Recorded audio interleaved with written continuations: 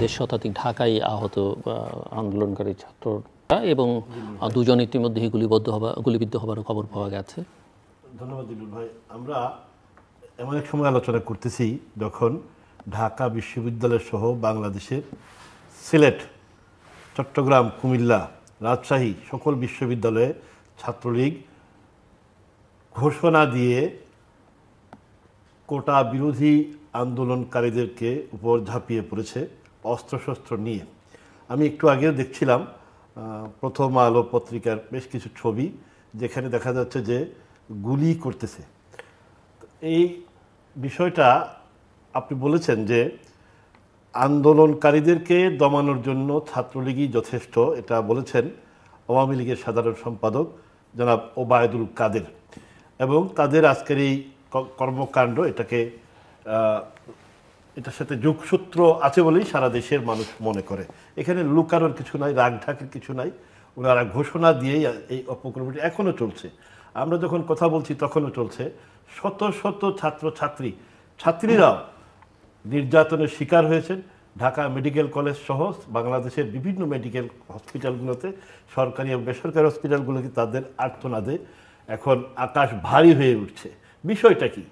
বিষয়টা হচ্ছে যে তারা বলছেন আন্দোলনকারীরা যে কোটা না, মেধার ভিত্তিতে যাতে তাদের চাকরির সুযোগ হয়। বিভিন্ন অবশ্য আন্দোলনের নামটা তার একটু বদলে দিয়েছেন, এখন বৈষম্য বিরোধী। এবং তারা বলছে যে বৈষম্যকে সামঞ্জস্য করা এবং বিভিন্ন মেধার বিভিন্নভাবে কোটার বিভিন্নভাবে দেখা যাচ্ছে 54% উপরে চলে যায় কোটাতেই। এটা তো অত্যন্ত, আমরা তো গর্বিত যে আমাদের সন্তানরা যে মেধার ভিত্তিতে চাকরি জন্য লড়াই করতেছে। যারা লড়াই করছে যে হাজার হাজার, আপনারা সবাই দেখেছি, সারা বাংলাদেশের মানুষ দেখেছে, পৃথিবীর মানুষ দেখেছে।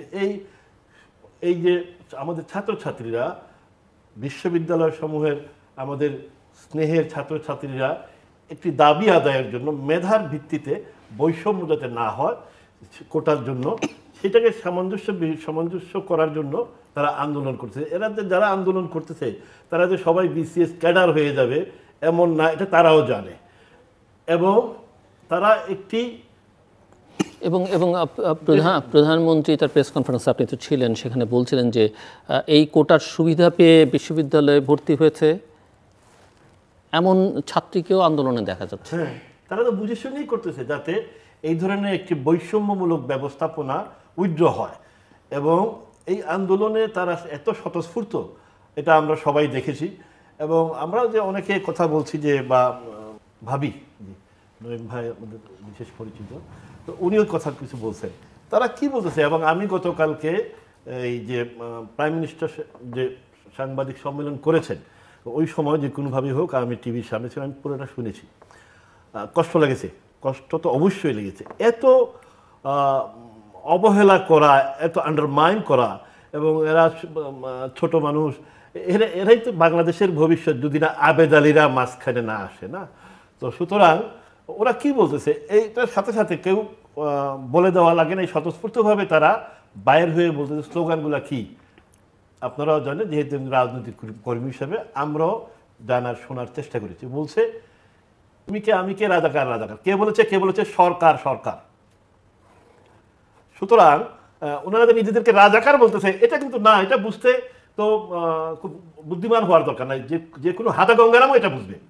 আর কেন আমরা এই কোমলমতি ছাত্রদের আমরা তাদের বললাম, এবং সবাই মন্ত্রীরাও কথা বলেন। কালকে দেখছি আমাদের ওই যে নতুন তথ্য প্রতিমন্ত্রী সাহেবও রাত্রে 12টার সময় এখানে গেছেন না।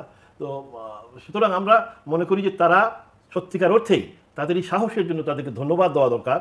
তাদেরকে এইভাবে অবমূল্যায়ন করে যে বক্তব্য প্রধানমন্ত্রী রেখেছেন, দেখেন, কিন্তু তারা বলে না যে কে বলেছে প্রধানমন্ত্রী বা শেখ হাসিনা বলেছে, এটাও বলে না। তাদেরকে ধন্যবাদ দেওয়া দরকার। আমরা হতবাক হই এরা কিন্তু ওরা নিজেদেরকে রাজাকার বলছে। প্রাইম মিনিস্টার বলছেন, আমি শুনছি যে রাজাকার বলতেছে, রাজাকার কি, 71-এ কি, এগুলো আমি কেন? তারা তো অভিমানের থেকে বলছে, এবং তারা বলছে আমরা চেয়েছিলাম অধিকার, হলাম আমরা রাজাকার। তারা তো এটাকে ঘৃণার সাথে প্রত্যাখ্যান করে অভিমানের সাথে সারা বাংলাদেশের বিশ্ববিদ্যালয়ের ছাত্রছাত্রীরা প্রতিবাদ করি। এটাকে, এবং আমরা মনে করি যে তাদের যেভাবে তাদেরকে লাঠি সোটা পিস্তল বন্দুক দিয়ে ছাত্রীদেরকেও প্রহার করে তাদেরকে সরিয়ে দেওয়ার চেষ্টা করা হচ্ছে, এটা সম্ভব না। সো আমি আসছি আবার আচ্ছা, আমি আপনার কাছে একটা- যে